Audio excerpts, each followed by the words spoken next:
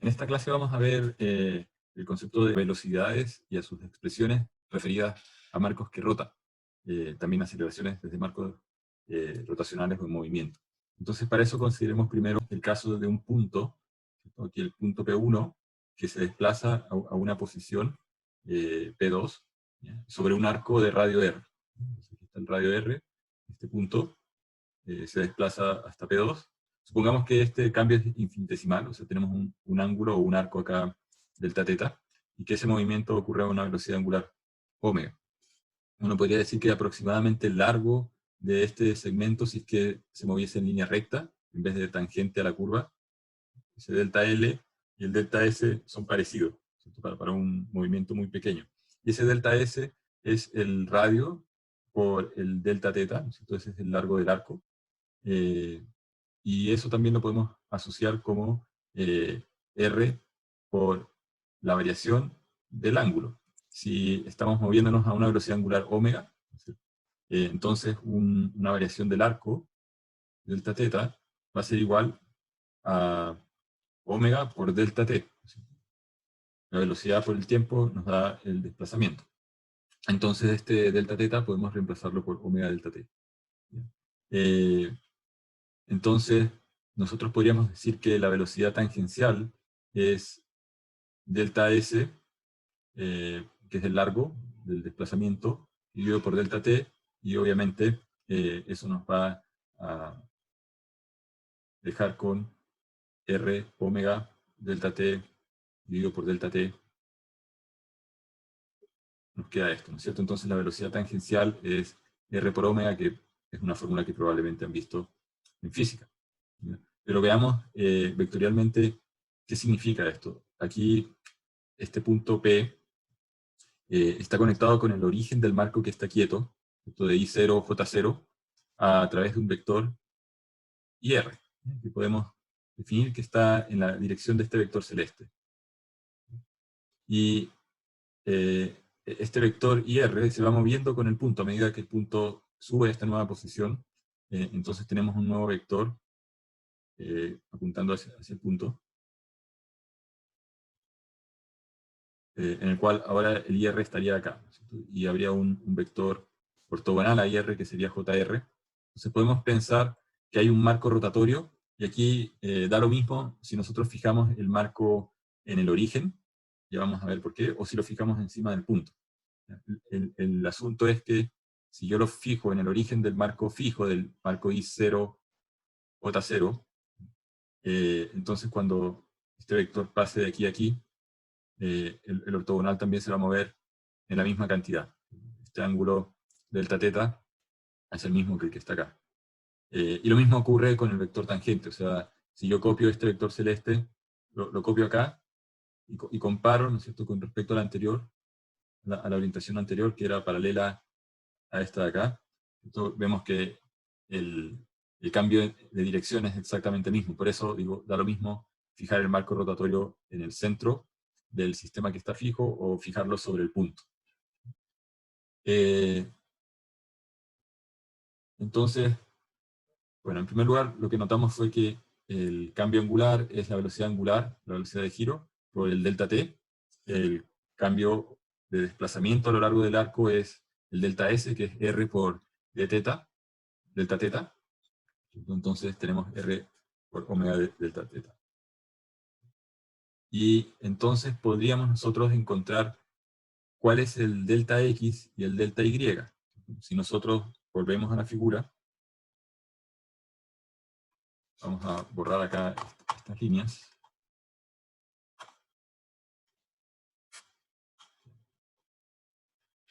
Tenemos un vector velocidad, que como podemos ver, es tangente a la curva, por lo tanto es ortogonal al IR, y es entonces paralelo al eje JR. El vector velocidad Vt es paralelo al eje JR. Suena obvio, pero vamos a ver cómo aparece esa relación también de manera algebraica.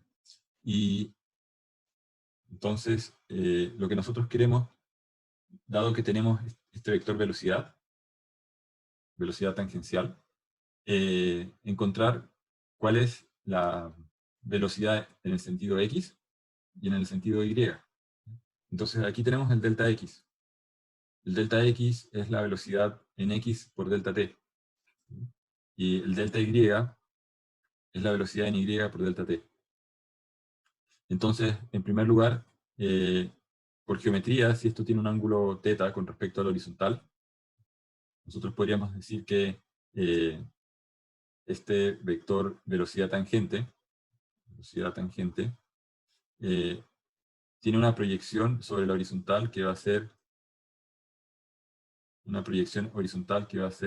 igual a b tangente por seno de θ con signo menos, ¿cierto? Porque está apuntando hacia allá.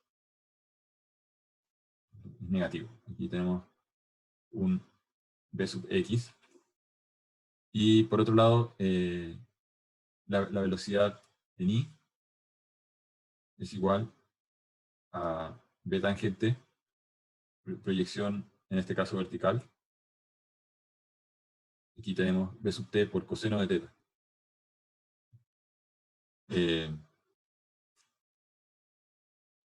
Entonces, bx es delta x partido por delta t, pero esto a su vez es igual a menos el delta L partido por delta T, porque ese es la velocidad tangencial, es el cambio del largo delta L o delta S partido por delta T, por seno de θ. Entonces el delta T y el delta T se cancelan. Podemos ver que el delta X es menos delta L seno de θ. Entonces, menos delta L seno de θ, y lo mismo para el coseno, es delta L coseno de θ. Ahora el delta L, dijimos, es el equivalente al delta S, en el caso infinitesimal, y ese delta S es la velocidad por el delta T, ¿cierto? Y la velocidad tangencial en magnitud era R por omega por delta T. Entonces, recapitulando, tenemos que Bx, o dicho de otra manera, teníamos que delta X era igual a velocidad en X por delta T, entonces el Bx va a ser delta X partido por delta T, y nos queda menos omega R seno de θ, y el Bi nos queda omega R coseno de θ. Entonces, aquí lo que podemos observar en la figura 16 es que el vector B sub t, cuando teníamos el arco y teníamos el vector velocidad tangente, coincidía en dirección con el vector JR. Y aquí tenía una magnitud, esa magnitud era omega por R.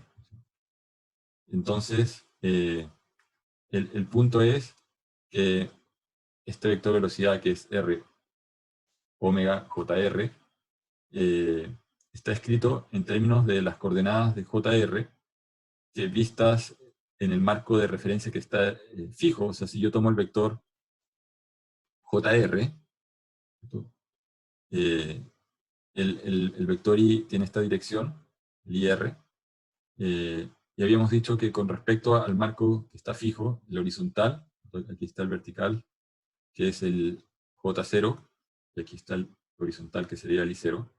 Este ángulo que se forma con el horizontal es θ. Por lo tanto, esto de acá es 90 menos θ, este también sería θ. Este de acá también sería θ. Entonces, ¿cuáles son las coordenadas de JR? Las coordenadas de JR vistas desde el marco fijo. Tendríamos que proyectar esto horizontalmente. Para proyectar horizontalmente un vector unitario, JR, que es el vector 0, 1. En este caso, la magnitud o el largo, que es 1, va a ser proyectado por seno de θ. Entonces, pero con signo negativo, porque esta proyección es hacia allá. Entonces vamos a tener que la primera componente, la componente X, es menos seno de θ.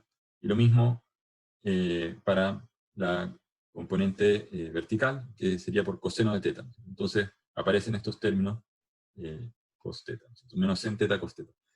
Recuerden esto porque vamos a volver a utilizar este vector JR visto desde las coordenadas del marco que está fijo. Pero fue una pregunta. ¿Sí? ¿Por qué ese vector nos da la dirección al final de la velocidad tangencial? Eso no me quedó muy claro. Uh-huh. Vamos a poner acá otro dibujo. Entonces, no sé si se ven bien los ejes. De repente debería poner un color más grueso.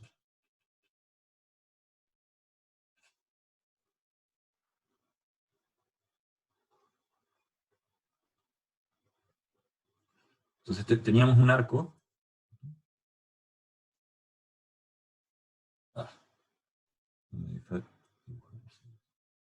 Entonces teníamos un punto inicial que lo conectamos a través de una línea con el origen. Y la velocidad es tangente al arco de la curva.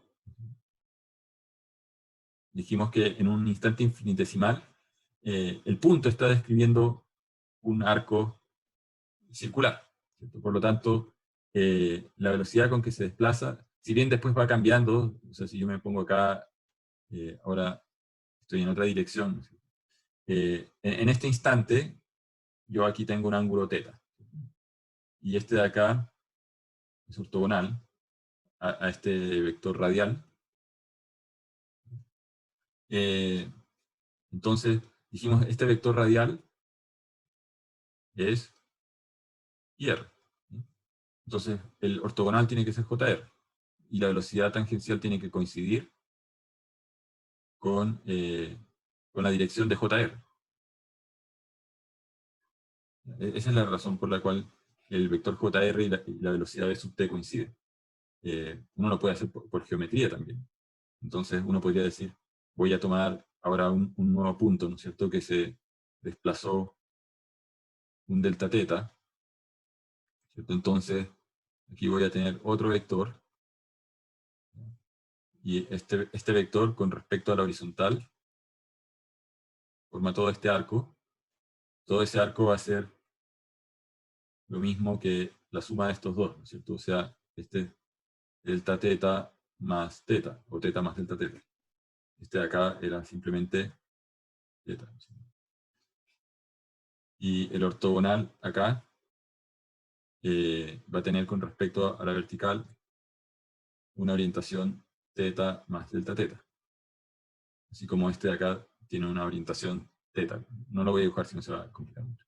El punto es que el marco que está en el punto está girando, ¿cierto?, sobre el arco a la misma velocidad con que va cambiando de dirección el vector I. El vector I estaba acá y después aparece acá. Entonces el tangencial también va cambiando de orientación a la misma velocidad. Siempre es ortogonal a este vector radial. Y entonces el vector tangencial coincide. No sé si ahí queda más claro. Sí, ahí quedamos claros, gracias. Entonces, volviendo a donde estábamos.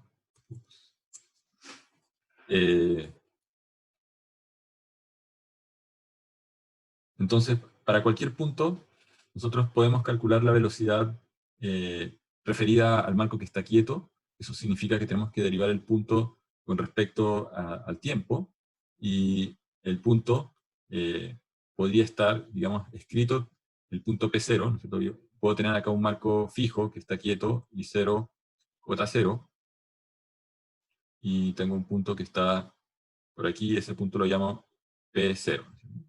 Y el punto P0 también lo puedo escribir en términos de las coordenadas de un vector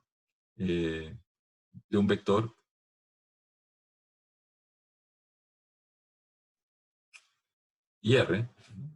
Entonces, si a mí me dicen dónde está P0, bueno, P0 en coordenadas del marco R está en un lugar que es R por IR. Porque IR es un vector que tiene esa dirección. Si yo pongo IR en coordenadas del marco fijo, de 0, ese vector tiene, y suponiendo que ese ángulo es θ, ese vector tiene dirección cos θ, sin θ. Entonces, si yo me pregunto, ¿dónde está P? Bueno, P lo puedo escribir en coordenadas, como decía, del marco fijo o del marco que gira. Y del marco que gira es IR por R, por el radio, el largo de este segmento. Entonces, al derivar el vector R, lo que vimos es que aparecía el vector tangente que tiene la dirección JR. ¿Ya? Ahora, por otro lado, nosotros habíamos visto que la matriz de transformación R, ¿se acuerdan de la clase pasada? Era la matriz coseno de θ menos seno de θ, seno de θ, coseno de θ. Esta matriz nos permitía expresar vectores con coordenadas de FR como si estuviesen en el marco F0. Dijimos, aplicamos la matriz R a un vector, o sea, si tenemos acá el marco que está quieto, J0, y tenemos un vector fijo al marco que gira. Está el marco que gira. Y el vector IR en coordenadas de su marco es 1, 0. El vector JR en coordenadas de su marco es el vector 0, 1. Si yo le aplico a un punto que está acá, en este marco, o podría estar incluso en el mismo eje horizontal del marco R, la matriz de rotación, entonces tengo un punto que lo vamos a describir como un punto por aquí, un punto PR que tiene coordenada alfa y R, porque no tiene coordenada vertical en el marco R, y le aplico la matriz de rotación a PR, entonces esto va a ser igual a alfa R P, JR, perdón. No, IR, perdón. IR, alfa IR. Ya, por un momento, asumamos que el alfa es igual a 1, porque esto es solamente un vector que alarga la distancia. El alfa solamente alarga la distancia del vector, el largo del vector. Entonces, cuando yo multiplico R por IR, estoy haciendo en realidad R por el vector 1, 0.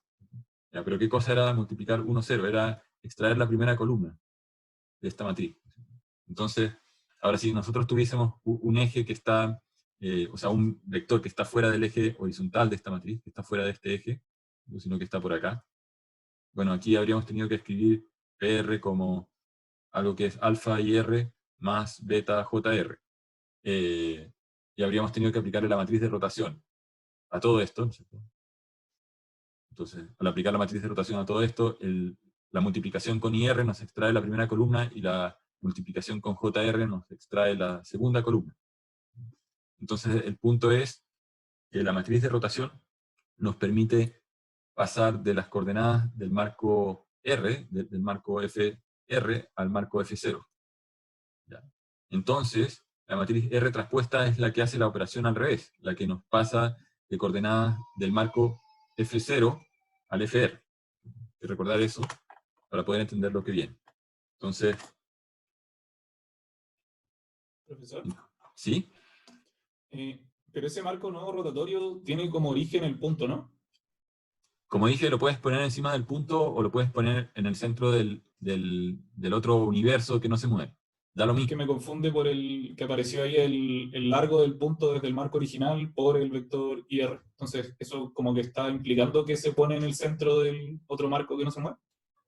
Eh, no, sí, entiendo tu punto. Ok, cuando yo había hecho acá un dibujo y estaba el otro marco que gira, ¿cierto? Aquí estoy asumiendo que hay un punto que imaginemos que esto es parte de una placa o de un tablero. Y este tablero lo giro, es como que giro la esquina de este tablero, ¿no es cierto? La giro sobre un arco, y este también se gira en el mismo arco. Ya. Entonces, si hacen el dibujo, se mantiene eso. Ya vamos a llegar al caso que probablemente estás pensando tú. ¿Qué pasa cuando este punto de acá no pertenece a un tablero, sino que es una hormiguita o algo que se mueve encima del tablero? No tiene por qué quedarse quieta, ¿no? Pero por el momento, digamos, pensemos que estaba sobre el eje del marco rotatorio, nomás para no complicar las cosas. lo puedes sacar del eje sí, y sigue siendo válido, siempre y cuando ese punto no sea deformable. ¿Ya? Por un momento vamos a referir a puntos que no son deformables. Otra manera de verlo, lo que estoy diciendo, si es que todavía no están convencidos, es que, ya, suponiendo que aquí había un tablero, y en realidad no me interesa el punto que está sobre el eje, sino que un punto que está por acá, y este tablero gira o rota en un cierto arco. Entonces, yo podría haber hecho este vector más este vector, pero el vector grueso del punto con respecto al marco rotatorio es fijo, por lo tanto, puedo definir un nuevo vector con respecto al origen, este azul, y definir un nuevo marco auxiliar rotatorio y hago todo de nuevo, ¿sí? Como si estuviese en el centro de ese marco. Entonces, en este momento, digamos, pueden pensar que está en el origen del marco rotatorio, o que está con un offset.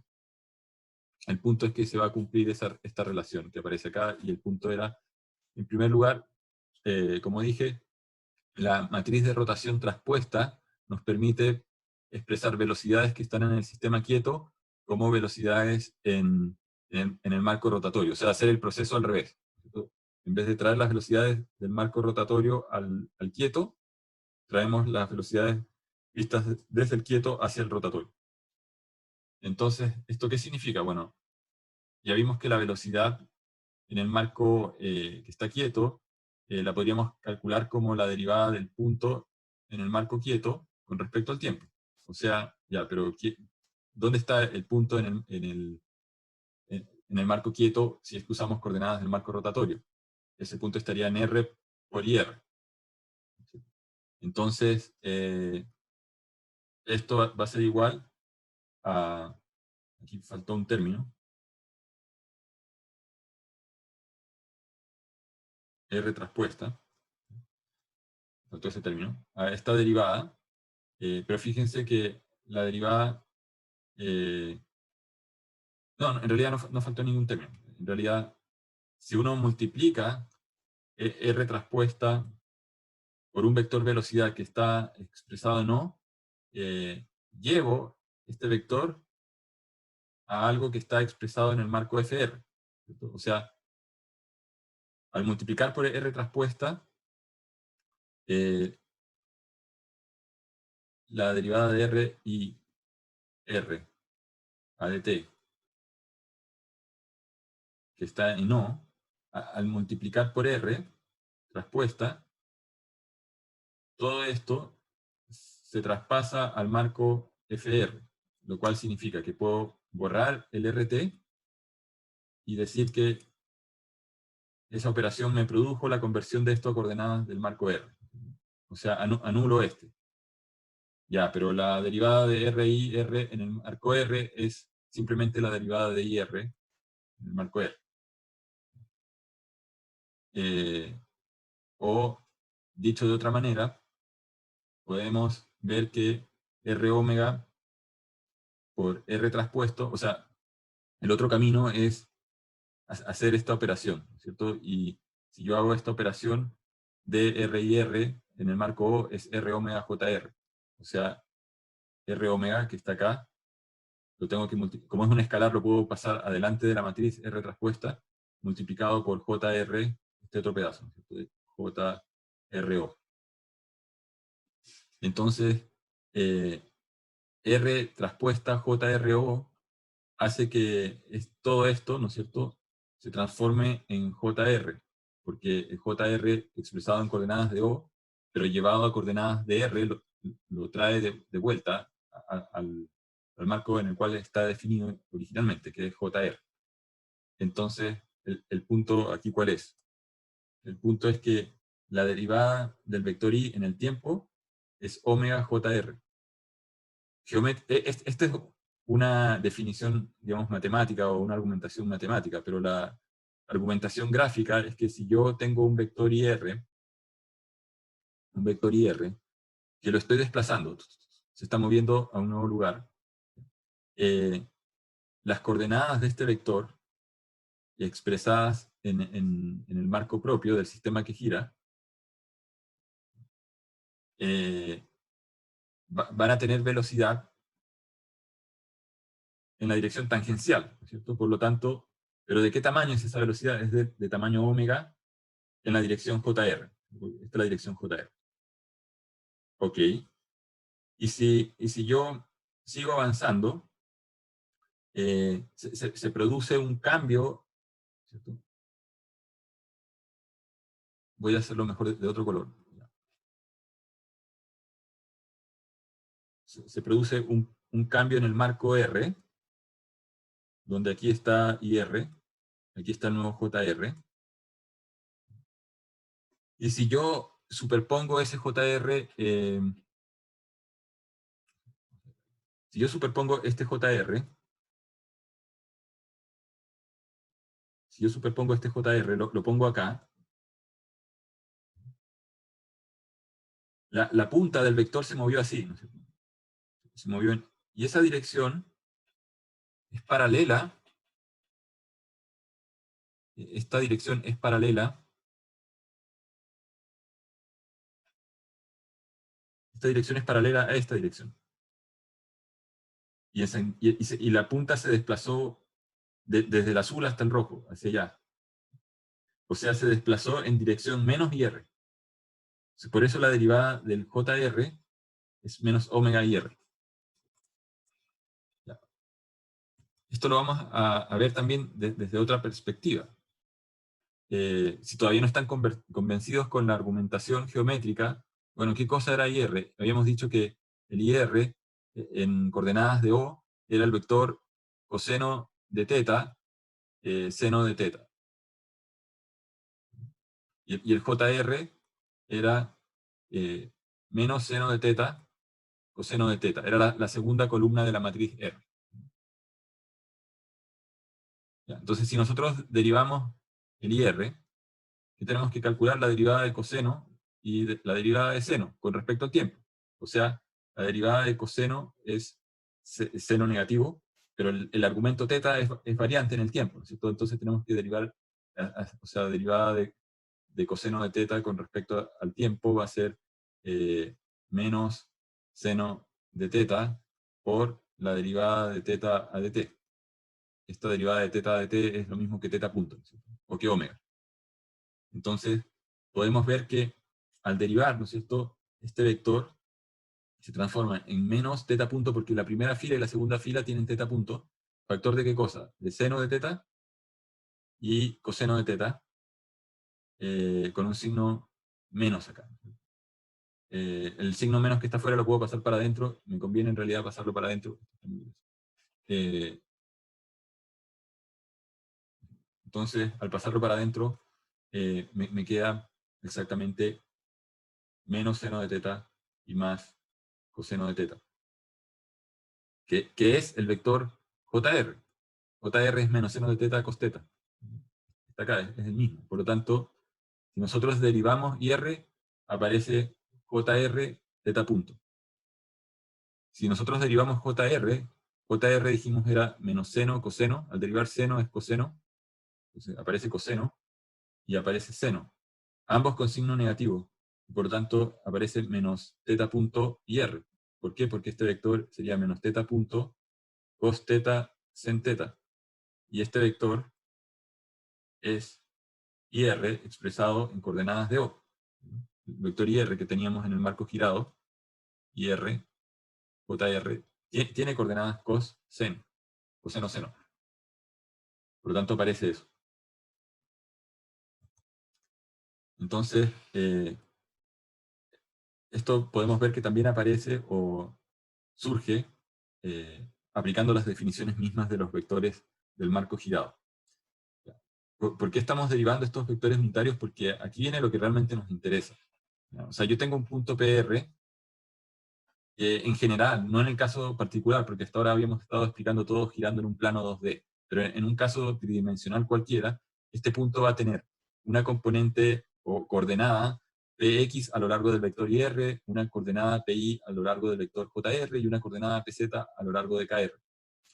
Entonces, si yo lo quiero derivar, yo lo que tengo que hacer es, si el punto está quieto en el marco rotacional. Supongamos que es este tablero que yo estaba mencionando, o sea, no se aleja, no se acerca del origen del marco rotacional, las coordenadas son fijas, ¿no es cierto? Por lo tanto, yo cuando derivo P con respecto al tiempo, este número es una constante, así que al derivar esto con respecto al tiempo, en realidad lo que tengo que derivar es el I. ¿No? Tengo que derivar el J, pero la coordenada es constante, la coordenada es constante. Por lo tanto, ahora si estoy en el caso planar, la coordenada acá no cambia, ¿no? Y para hacer la explicación fácil, por un momento pensemos que es el caso planar, así que la derivada o la variación de la posición a lo largo del eje K es nula. Pero con las definiciones que acabamos de hacer de la derivada de IR, ¿qué cosa es? La derivada de IR es JR, la derivada por omega. La derivada de JR, ¿qué cosa es? Es IR por menos omega. Ajá. Y esto, después lo podemos escribir, si recordamos la definición de producto cruz, ¿no es cierto? Y tenemos un sistema de coordenadas X y Z, o lo mismo que I, J, K, estamos diciendo, giremos en torno a K. Entonces, estamos girando así en torno a K, en el plano XY, ¿ya?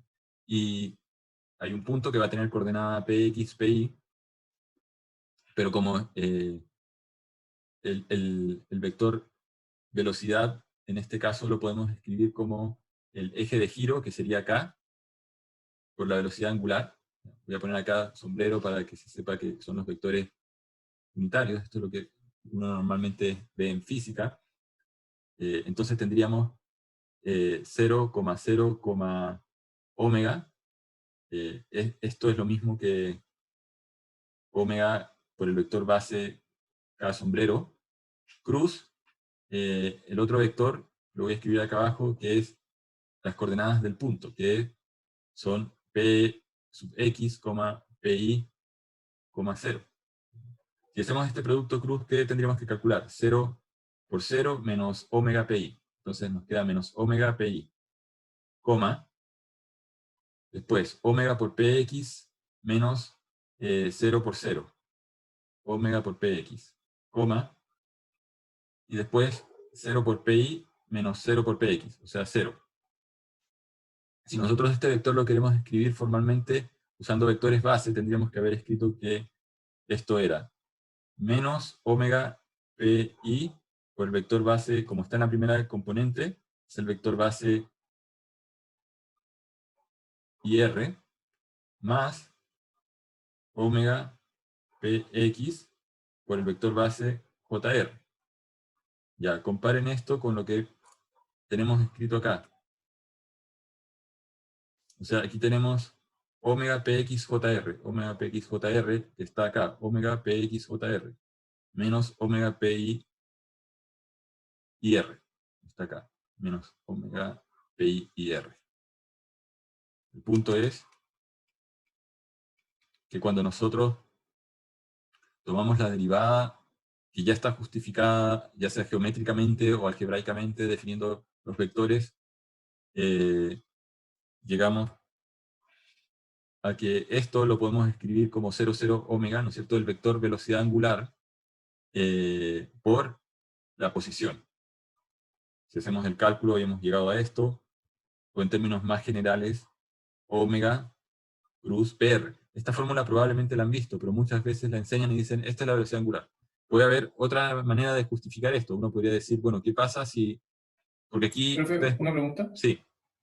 Es que cuando hizo la explicación, en la parte del vector multiplicando 0,0 omega por la posición del punto, en el Power está el Z no vale 0 en el PowerPoint. ¿Eso es un error del PowerPoint? O El Z...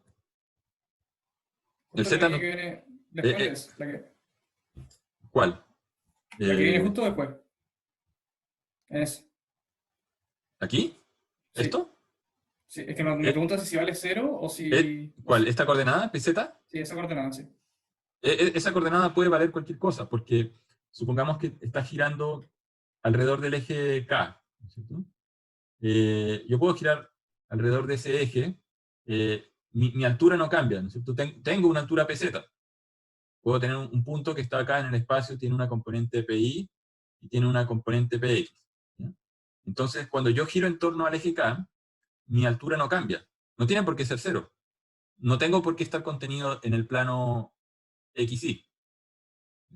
De hecho, puedes hacer este producto, 0, 0, omega, cruz, que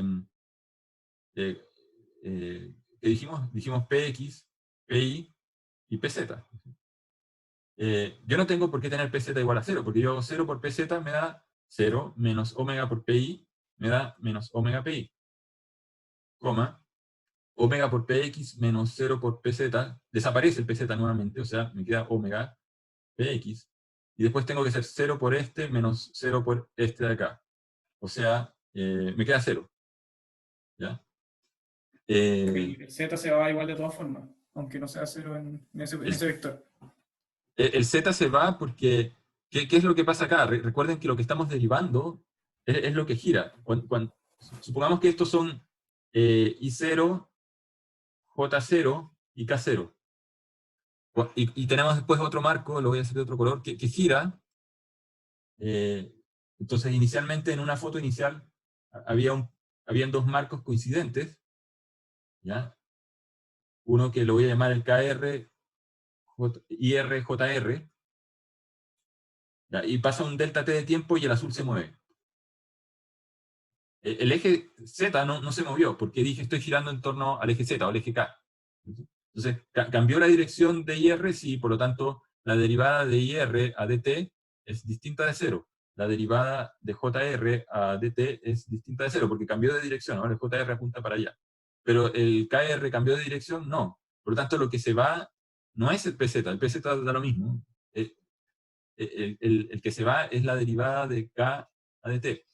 Porque, ¿cuál es la dirección de KR? KR es igual a 0, 0, 1. ¿Ya? Si yo expreso KR en coordenadas del marco O, sigue siendo 0, 0, 1. Si yo expreso IR, que es el vector 1, 0, 0, esa descripción es en el marco R. Pero en el marco 0, IR es, si esto se desplazó un ángulo θ, ¿no es cierto? IR va a ser cos θ, seno de θ, y la vertical va a ser 0. La componente vertical del vector IR visto desde el marco O. Entonces, el punto es que lo que se va acá es la derivada del vector base K, no la coordenada. La coordenada puede ser distinta de 0 y no desaparece, pero al estar multiplicada por un vector que es 0, 0, 1, que es constante, porque si yo lo derivo en el tiempo, y derivo el vector 0, 0, 1 con respecto al tiempo, me va a dar el vector 0, 0, 0. Entonces, se va. Esa es la razón. Ahora, ustedes podrían decir, pero profesor, lo que hizo es trampa, porque está haciendo toda una explicación para giros que están en el plano XY, y el plano, en realidad, el punto podría girar en un eje en el espacio cualquiera, un eje arbitrario, ¿no es cierto? Entonces, también podemos tratar de hacer la justificación, y hay varias maneras de hacerlo, con respecto a un vector cualquiera. Entonces, si yo tengo un vector cualquiera, ya aquí lo que estoy tratando de dibujar o representar es un vector D que define el eje de giro, y es ortogonal al plano donde se mueve la partícula o el punto, lo que sea. Profesor, ¿Sí? tengo una pregunta que me hace un poco de ruido. Pero sí que nosotros, porque no hemos definido bien dónde tiene que estar puesto el marco rotatorio. Si nosotros en particular pusiésemos el origen del marco rotatorio de arriba a la partícula que estamos observando, todo el análisis como que se muere, perdemos toda la información, ¿no? Porque los puntos siempre serían 0, 0, 0 y no conseguiríamos nada de información sobre la velocidad de la partícula. No, porque el marco se está moviendo. O sea, ahora tal vez aquí, esa es la razón por la cual dije, ustedes pueden poner el marco fuera de la partícula, ¿no es cierto? Y asumir que esto gira, ¿cierto? Y después la partícula se movió allá y ahora tenemos un marco.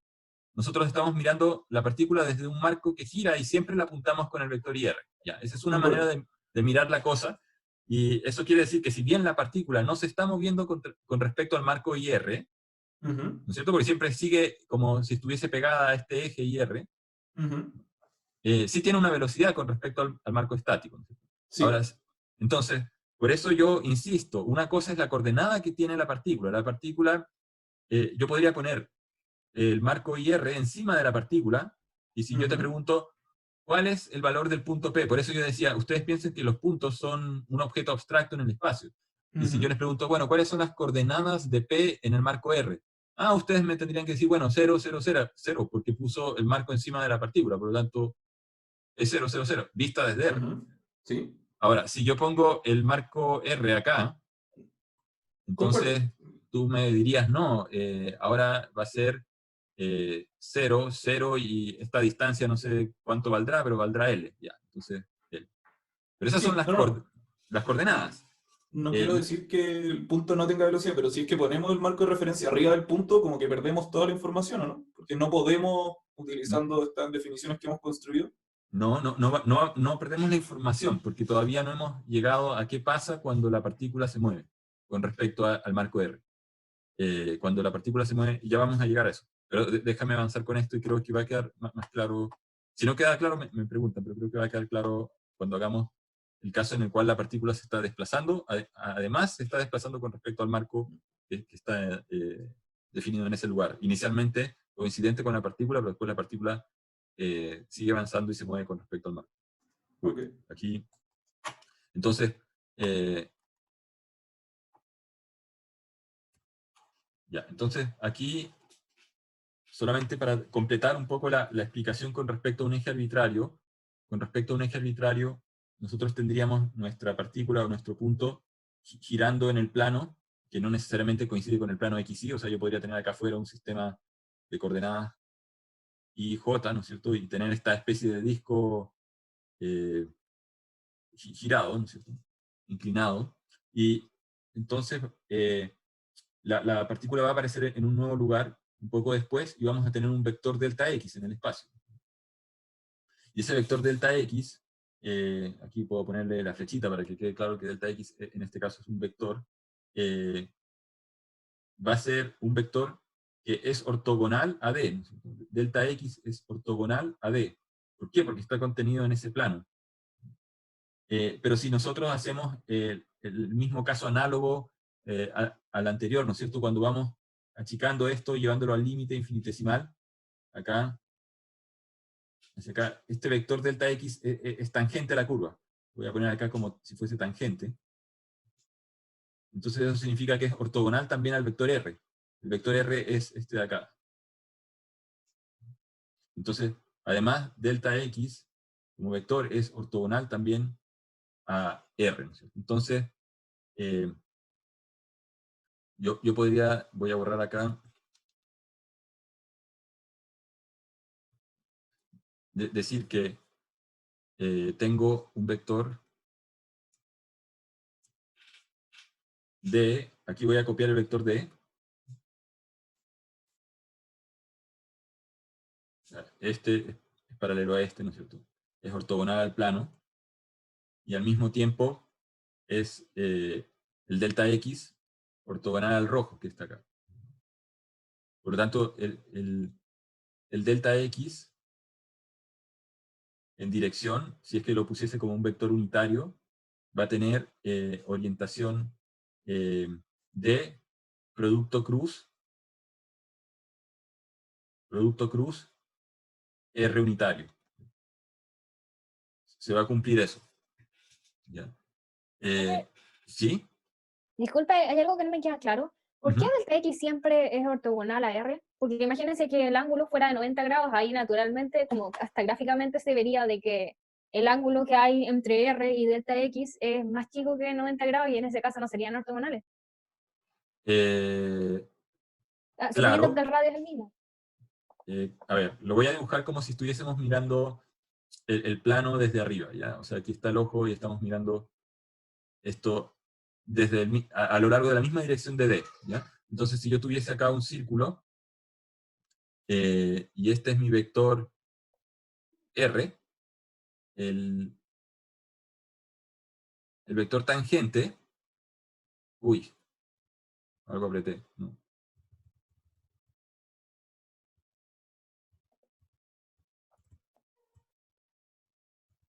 El vector tangente Este de acá va a ser difícil dibujarlo. No me quedó tangente, es muy difícil.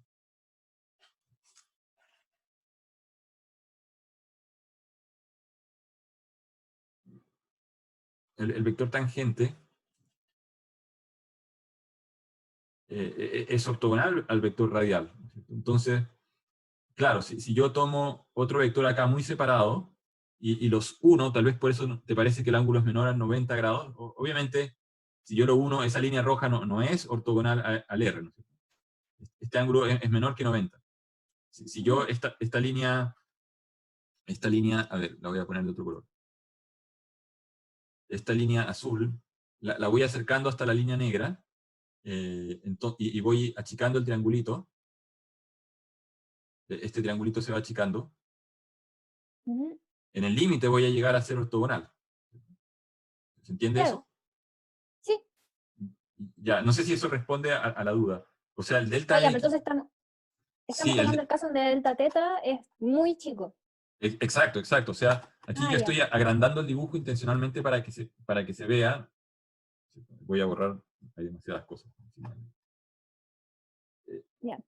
O sea, lo que estoy tratando de decir es que en el límite, cuando delta X se hace infinitesimal, es porque yo el delta teta lo fui achicando, ¿no es cierto? Entonces pasé a estar en una posición en la cual estoy tangente, acá, y al mismo tiempo tengo el vector D y el R, es este vector, ¿no es cierto? Forman un sistema ortogonal, entonces, de ejes. Entonces, la dirección en el límite de delta X es el D cruz el R. El Ya. R, acá no lo estoy escribiendo con flechita, pero el R, ¿qué cosa es? Es el R itálico que define la magnitud o el tamaño, y el R unitario que define la dirección. Aquí dice, el R itálico es la magnitud de R. Ya. Entonces, ya, delta X, aquí tal vez, no sé si los estoy confundiendo un poco al usar la notación que está en los textos avanzados, no usan el vector, pero este es un vector. ¿Cómo sé yo que es un vector? Es porque esto está en negrita. Cuando las cosas no están en negritas es porque es un escalar. Pero, no sé. El punto es que el vector delta X, si le ponemos acá vector para que quede claro que es un vector, ¿qué es? Es esto que es un vector. Dijimos, la dirección del delta X tangente es el producto cruz, pero ¿qué tamaño tiene este delta X? El tamaño de delta X es el mismo tamaño del arco, ¿no es cierto? En el límite infinitesimal, delta X, o sea, si yo hago puede ser un arco acá. Me quedó mal, horrible. Súper difícil dibujar. Voy a tratar de hacerlo de nuevo. O sea, el largo de la cuerda es igual al largo del arco, en el límite, cuando yo voy acortando este triángulo. Ya. Entonces, el delta X es igual en magnitud, es igual a R delta teta, al radio por el delta teta. Entonces, si yo reemplazo el radio por delta teta en esta fórmula, lo que vamos a ver es lo siguiente, que la velocidad de ese punto en el espacio es un punto que está en algún lugar cualquiera, tiene coordenadas X, aquí todavía ni siquiera sé cuáles son las coordenadas, tiene una coordenada X sub X, X sub Y, X sub Z. Entonces, la variación de ese vector de X a dt, bueno, sabemos que dx por la lámina anterior es un vector de largo de S con esta dirección. ¿Ya? Pero ds, ¿qué cosa era? Era R por d teta, por dr dt, o por d plus R, dividido por delta t o dt. Y R, o sea, delta teta, perdón, dividido por delta t es omega. ¿Ya? Y tenemos R por omega. Y ahora aquí es donde uno puede argumentar que si yo tengo el producto cruz de dos vectores, si yo tengo el vector B1 cruz el vector B2, voy a poner ahí, entonces cuando yo multiplico todo esto por alfa, esta es una propiedad, no sé si lo han visto en álgebra lineal, pero esto es lo mismo que haber tomado el vector alfa B1, escalar uno de los dos vectores por B2. ¿Ya? Bueno, entonces, usando esta propiedad, yo puedo tomar el omega y meterlo para dentro del paréntesis y voy a asociar el omega al D. Y lo mismo, como tengo otro escalar, es como si hubiese tenido otro escalar, entonces todo esto habría sido beta por todo esto, pero utilizando de nuevo la misma regla, el beta lo puedo pasar para adentro y lo puedo asociar al segundo vector, alfa B1 plus beta B2. Entonces, yo puedo acá pasar el R multiplicando al R sombrero, ¿no es cierto? Y de esa manera llego que omega por D, D, acuérdense, era el vector unitario que definía el eje de giro, en qué dirección está el eje en torno al cual estoy girando. Si yo lo multiplico por omega, esto es lo que se conoce como el vector velocidad angular general. Voy a poner acá una flecha. Normalmente no vamos a usar flechas, ese es un omega en letra romana, mayúscula. Cruz R, que va a ser R, la magnitud, por el vector unitario. Entonces, esta es la otra manera de demostrar que efectivamente da lo mismo el plano que uno tome o la dirección que uno tome, nos lleva al mismo resultado general. Eso lo pueden leer, está explicado ahí. Ahora, nosotros podríamos tomar la posición de un punto, PR, como ya habíamos visto, expresado en las coordenadas del propio marco PR, no necesariamente son cero si es que esto probablemente causa confusión, porque si uno dice, bueno, pero si pongo el marco PR encima del punto, estas coordenadas son 0, y ahí es cuando dicen se pierde información porque no puedo calcular nada. Pero por el momento pensemos en que no lo hemos puesto encima exactamente. Entonces, ¿cómo calculo la posición de ese punto en coordenadas de O? La posición de ese punto en coordenadas de O por las matrices de transformación que hemos visto, ¿no es cierto? Así como la matriz R traspuesta me lleva de coordenadas BR a coordenadas, aquí teníamos, ¿cierto? La matriz R traspuesta.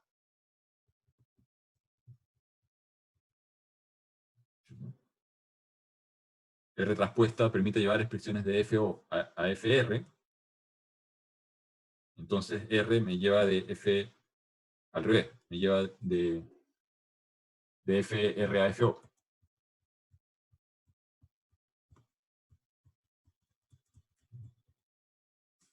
Entonces R me lleva de FR a O. Es lo que está acá. Entonces, bueno, si quiero la velocidad en el marco que está quieto, yo derivo, ¿qué cosa? Tengo que derivar R, PR a dt. ¿Y eso qué cosa es? Es la derivada de R a dt por PR más la matriz R por la derivada de PR a dt. ¿Ya? Pero si nosotros derivamos las coordenadas de un vector que está quieto, porque dijimos que estas componentes eran constantes, entonces este término se va, ¿cierto? Y nos queda que la velocidad del punto es la velocidad con que cambia la matriz de rotación. ¿Ya? Esa es otra interpretación que uno le puede dar al movimiento, como la velocidad de un punto que se mueve en un arco a una cierta velocidad angular, tiene una velocidad que es la velocidad con que cambia la matriz de rotación. Pero esto solamente es válido para un punto que tiene coordenadas quietas o constantes en el marco que está girando. Ya vamos a ver, el caso general habría en realidad que calcular este término también. Entonces, si nosotros calculamos la matriz de R a dt, recordando cuál era R a coseno, menos seno, seno, coseno, aquí lo estamos haciendo en el caso del espacio 3D, ¿cierto? Tendríamos, aquí faltó algo, porque la tercera era la columna acá, faltó acá. Esta primera columna es IR visto en coordenadas del marco 0, eso lo habíamos visto también en la clase pasada, JR vista en el marco 0, etc. Aquí faltó acá. Falta un término. Entonces, cuando derivamos, tenemos que derivar esta columna, nos aparecía el teta punto u omega, y vimos que esto se transforma en estas coordenadas. Es muy parecido a lo que ya habíamos visto, acá faltó un vector 0, que es la derivada de k, y llegábamos a esta expresión. Entonces, otra manera de verlo para el caso aquí un poco más general, con una matriz 3D, de que también se cumple. Claro, yo estoy nuevamente usando el caso planar, porque acuérdense la clase pasada que teníamos la composición de 3 giros en torno al eje X, al eje Y y al eje Z, y aparecía una matriz monstruosa que tenía los ángulos de Euler, ¿no es cierto? Si nos ponemos a derivar esto con respecto al tiempo, tenemos que derivar la matriz, una de las matrices con respecto al tiempo, multiplicada por las otras dos, más la matriz 1 por la derivada de la segunda matriz, que es el giro en torno a Y, por ejemplo, multiplicada por la rotación en torno a Z, más la rotación en torno a X por la rotación en torno a Y, por la derivada de la rotación. Eso es usando la regla de la derivada del producto, ¿no es cierto? Entonces se va complicando la explicación y no se entendería. Pero el punto es que vemos que incluso cuando lo hacemos para el caso 3D, aparece esta expresión que tiene esta forma cruzada, px por j, aquí estamos x con j, y con y con i latina, ¿no es cierto?, que son el producto cruz. Entonces, aquí, ¿cuál es el mensaje de fondo? Que, primero, da lo mismo donde pongamos el marco que gira, en el origen o encima del mismo punto, y da lo mismo en qué coordenadas expresemos los vectores p y los vectores omega. Este omega, ¿no es cierto?, yo dije es un vector de sombrero multiplicado por la magnitud del giro. Aquí hay un giro que ocurre a una cierta cantidad de grados o radianes por segundo. Omega es la magnitud de ese giro, y de sombrero es la dirección de ese giro, y estas dos cosas definen omega. Ok, pero yo nunca dije hacia dónde, a ver, cuáles son las coordenadas de D, porque D es un vector, y habíamos dicho que D tiene coordenadas. Yo podría expresar D en las coordenadas de R, o podría expresar D en las coordenadas de O. Entonces, aquí nunca he definido si estos cálculos están hechos en O, si estoy usando coordenadas de O o estoy usando coordenadas de R. El mensaje de fondo es que la expresión es válida para las coordenadas que ustedes elijan. ¿Ya? Da lo mismo si eligen las de R o las de O, porque la velocidad angular, como vamos a ver, no es dependiente del marco. La velocidad con que giro es simplemente la velocidad con que giro. Da lo mismo, desde qué marco estoy mirando. Obviamente el vector dirección lo tengo que definir con respecto a algún marco, y obviamente una vez que defino un marco, ese vector va a tener unas componentes específicas. Pero, y obviamente no puedo mezclar vectores, no puedo hacer omega R con PO, porque eso es mezclar peras con manzanas. Entonces, si yo soy consistente y miro todo desde R, ok, hago omega R con PR. Hago énfasis en esto porque los textos, otro problema de los textos, además de no explicar en torno a qué ejes están haciendo las rotaciones, o más bien, cuando digo a qué ejes, me refiero a si son los ejes intrínsecos al cuerpo o externos al cuerpo, tampoco explican a veces este tipo de operaciones, ¿no es cierto? Entonces, eso por un lado. Antes de continuar, aquí la operación producto cruz se vuelve una manera muy conveniente de describir las cosas porque compacta todo, y también uno puede ver que la operación producto cruz, si es que nosotros tenemos dos vectores, ¿no es cierto? Uno, supongamos que tiene componentes omega 1, omega 2, omega 3, y el otro tiene componentes omega 2, perdón, R1, R2, R3. Entonces, si nosotros hacemos este producto, omega 1, omega 2, omega 3, a mí me gusta escribirlo así, ¿qué es lo que tenemos que escribir aquí?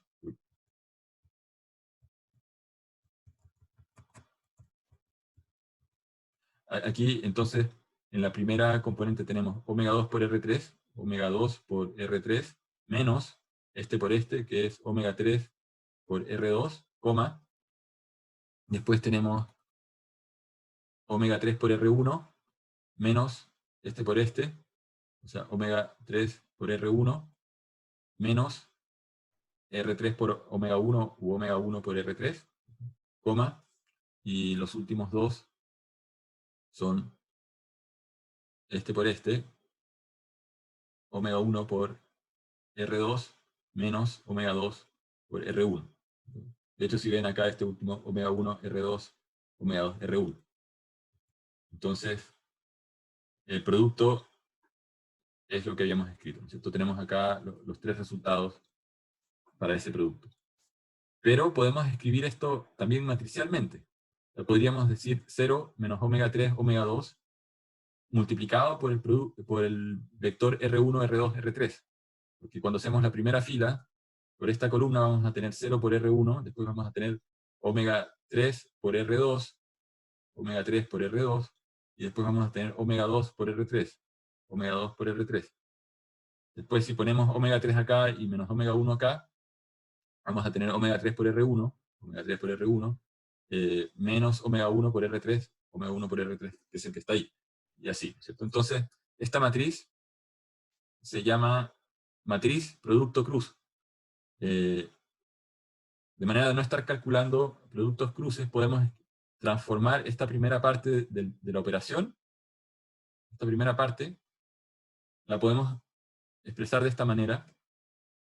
¿Y eso qué ventaja tiene? Que al escribir las cosas como una matriz A por X, ¿cierto? Si yo quiero calcular la derivada de esto con respecto al tiempo, esto se transforma en A por derivada de X a de T.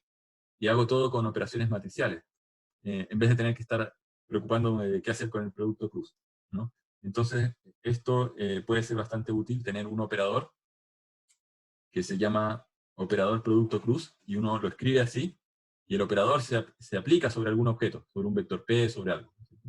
Y el operador tiene propiedades.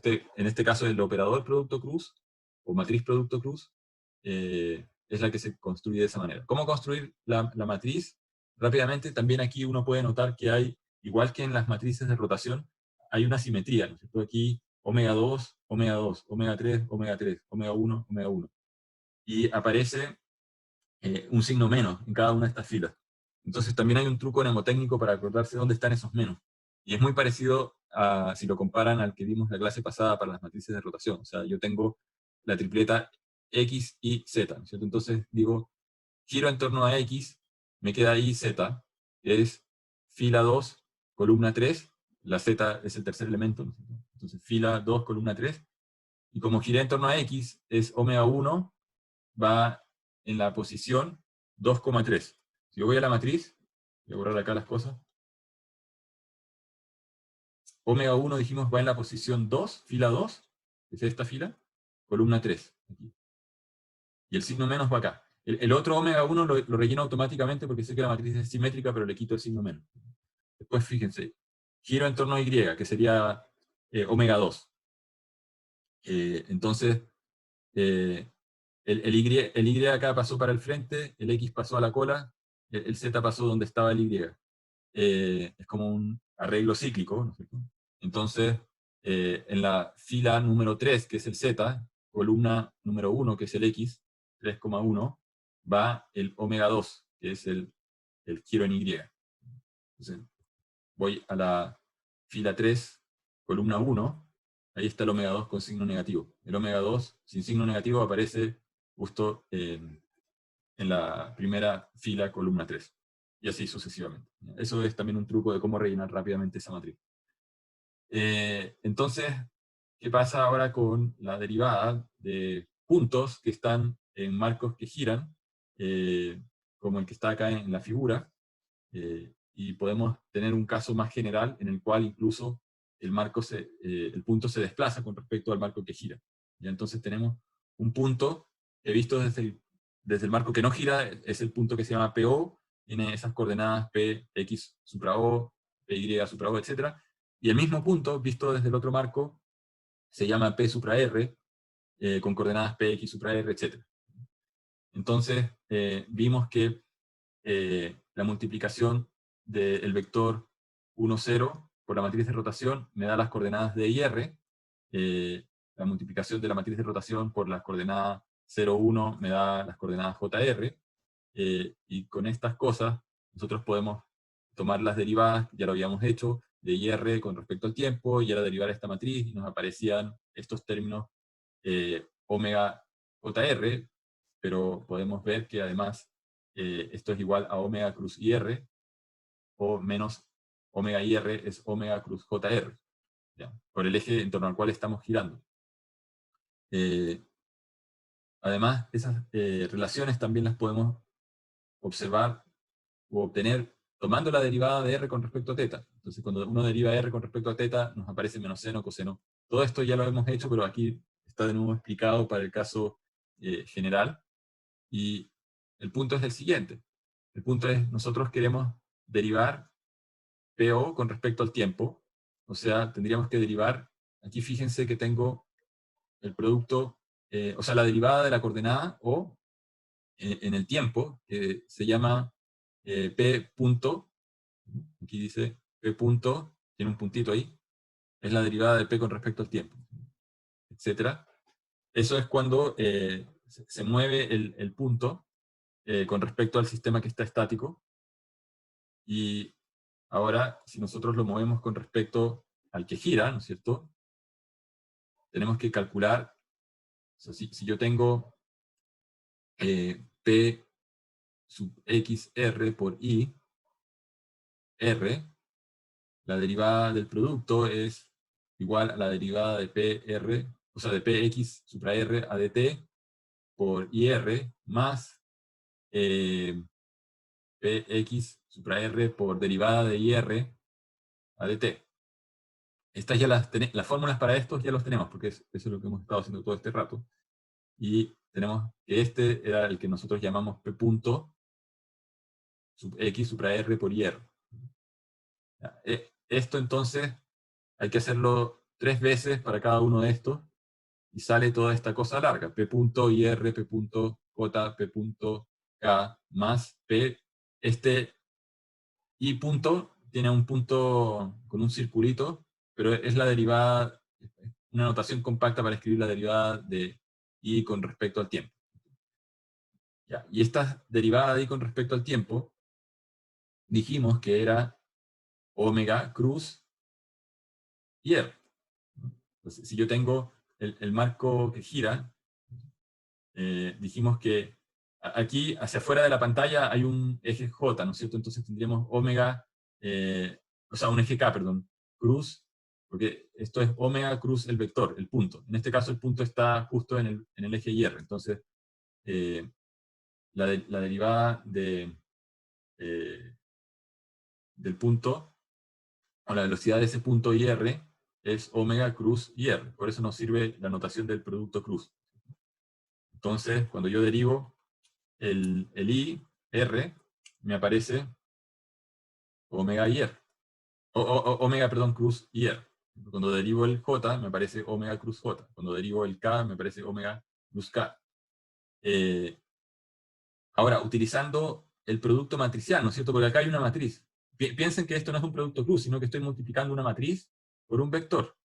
Entonces, y aquí tengo 3 veces la misma matriz. Y esto es un escalar, ¿no? Entonces, yo podría escribir omega X, es una matriz, ¿ya? Si quieren la llaman matriz A.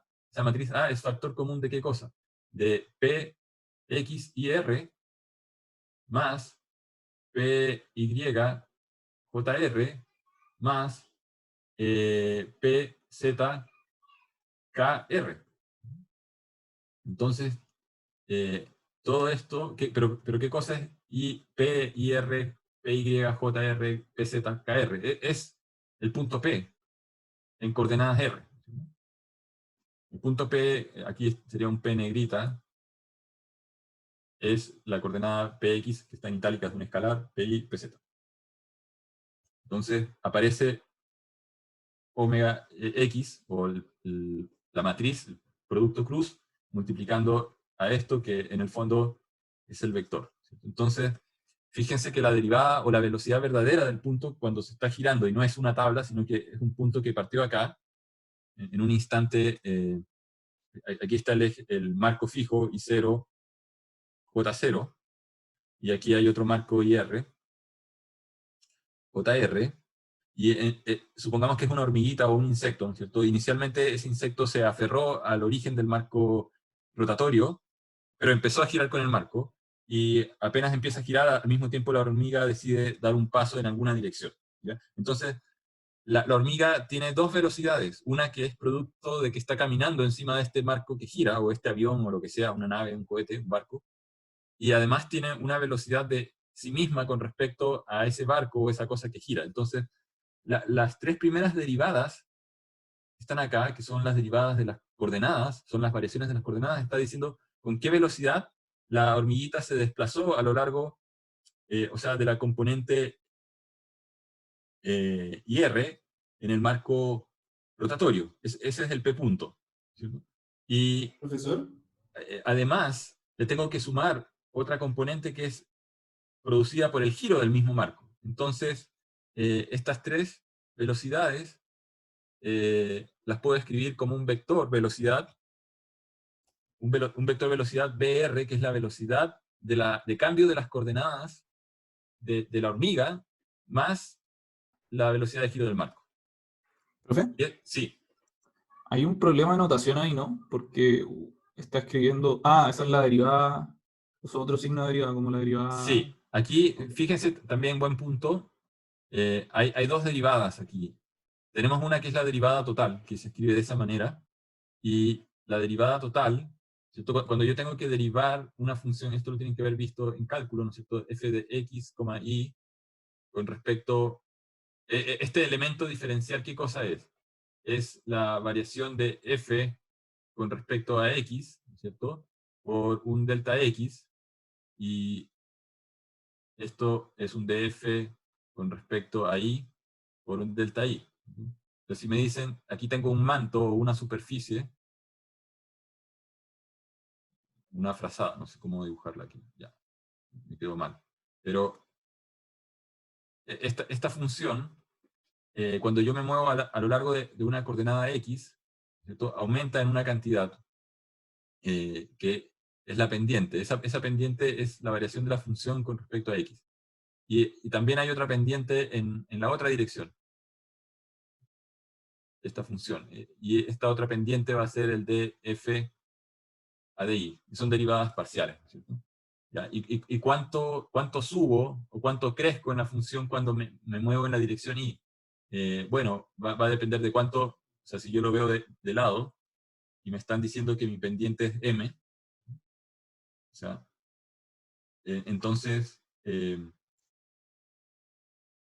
es igual a di partido por dx, ¿no es cierto? El di dx.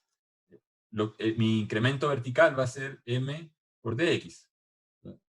Yo, por cada paso que dé de tamaño dx, con esta pendiente de m voy a subir un di. Entonces, en este caso la pendiente es df a dx, y el paso vertical se escribe con la otra derivada, ¿no es cierto? Que es la función no parcial, la letra d normal. Ya, pero ese es este sería como una especie de delta f por avanzar en x. Después tengo un delta f por avanzar en y. Entonces tengo df a di por di, ¿no es cierto? Entonces, ¿cuál es mi df total? Es el df en x más el df en y. Y esto va a ser lo que tenía escrito acá, ¿no es cierto? El df en x es todo esto y el df en y es todo esto de acá. Voy a borrar esto de acá. Ya. Ahora, ¿qué pasa si me dicen... me deja borrar. Ya, ahí sí. ¿Qué pasa si me dicen cuál es la velocidad, ¿no es cierto?, de cambio de esta función? ¿Cuál es la velocidad de cambio de esta función de f? Bueno, tengo que dividir por delta t, ¿no es cierto? Tengo que dividir por dt.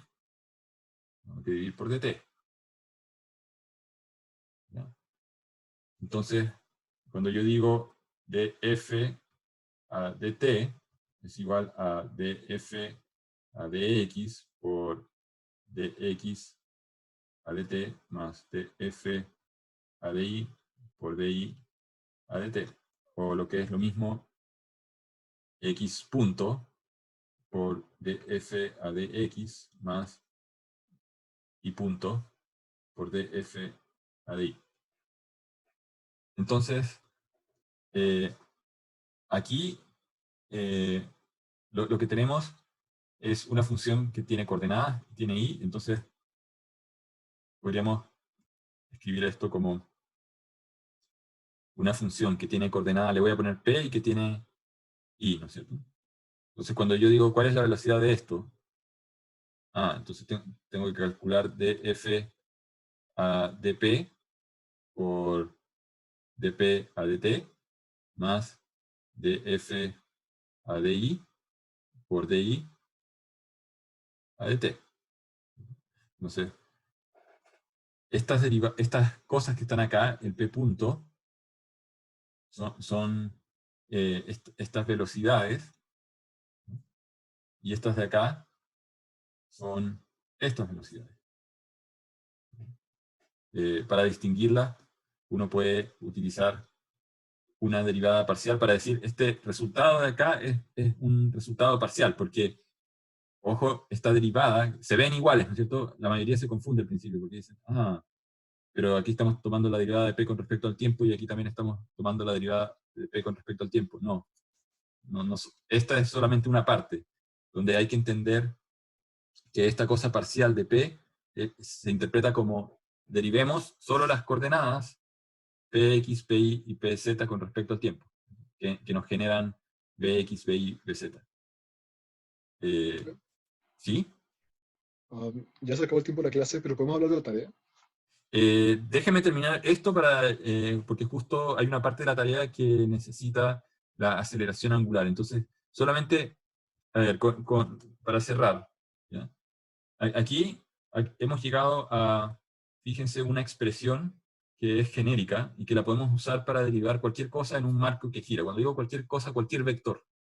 Da lo mismo si el vector representa posición, si el vector representa velocidades, aceleraciones, temperaturas.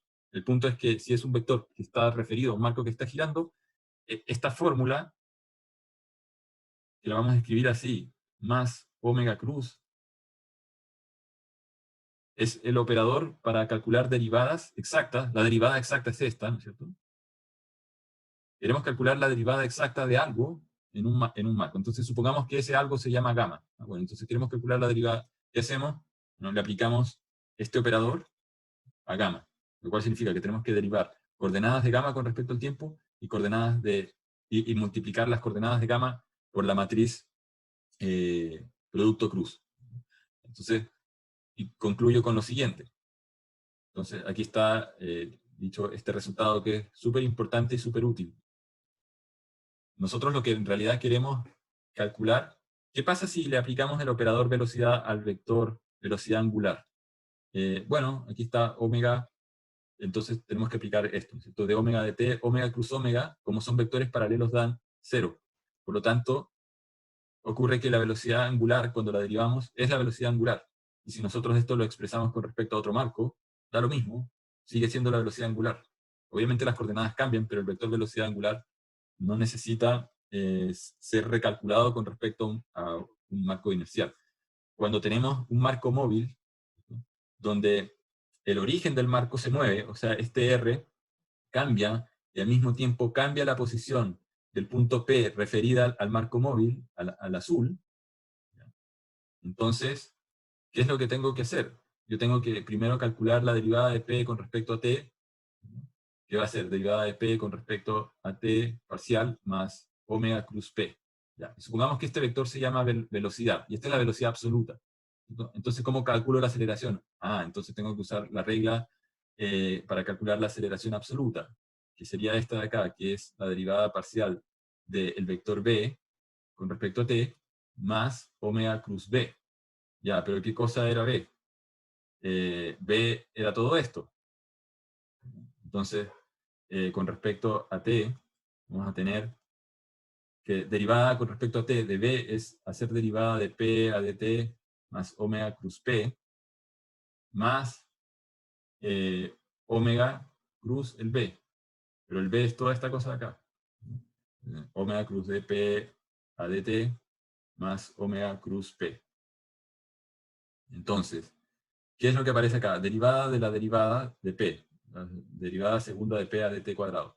Fíjense que son parciales, por lo tanto, estoy derivando dos veces las coordenadas de p. Más la derivada de omega cruz p. Tengo que hacer derivada de omega con respecto a t, cruz p, más la omega cruz derivada de p con respecto a t, aplicando la regla de la derivada del producto. Después me falta estos de acá, o sea, omega cruz derivada de p a dt, pero ese ya lo tenía, omega cruz derivada de p a dt, o sea, aquí pongo un número 2, porque este es igual a la derivada de esto aplicada sobre eso. Y finalmente tengo que hacer más omega cruz p. Entonces, ahora voy a borrar todo eso solamente para concluir.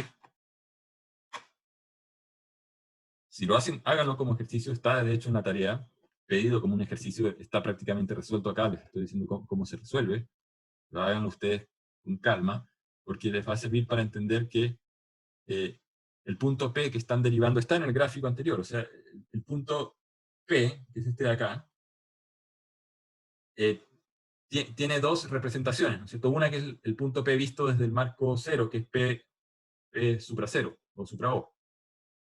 Pero ese punto P también tiene una representación que es la representación R más P supra M, ¿no es cierto? Entonces, cuando yo derivo P con respecto al tiempo, en realidad lo que estoy derivando es esto con respecto al tiempo. ¿Y cómo hacemos esto? Bueno, tenemos que usar la regla que vimos para derivar cosas en marcos que giran, ¿no es cierto? Entonces, cuando yo ocupo la regla para derivar el R, tendría que ser dr a dt más omega cruz R, etc. Entonces, el punto es que van a llegar a esta expresión. Si lo empiezan a aplicar a cada uno de los términos, ¿y qué es lo que dice esta expresión? El primer término dice la aceleración absoluta de un punto que está pegado a un marco que es móvil, va a ser la aceleración que tiene el punto relativa al marco móvil, más la velocidad angular que tiene el marco móvil, plus la velocidad del punto en el marco móvil, más la aceleración del punto P, perdón, esta es la aceleración del origen del marco móvil, es la aceleración del vector R, es la doble derivada de las coordenadas del vector R. Aquí está la doble derivada de las coordenadas del punto P, que es la velocidad del punto P en el marco móvil, 2 veces el omega que les dije, plus la velocidad del punto P en el marco móvil, y la velocidad angular, cruz el punto P en el marco móvil, sería como la aceleración tangencial, ¿ya? Y finalmente, omega cruz P, esa sería la aceleración centrífuga, ¿cierto? O aceleración centrípeta. Entonces, básicamente esa pregunta de la tarea, hay dos preguntas, una es de demostrar esta fórmula, y otra pregunta tiene que ver con ocupar la fórmula. Y tienen que saber distinguir qué cosa es lo que se está moviendo. Porque si yo tengo un problema donde el marco gira, pero el punto de origen del marco, ¿no es cierto? El punto de origen del marco está dibujado acá, es el R. Si ese punto está estático, porque yo tengo este marco girando ahí, ¿no es cierto? Y lo hago girar.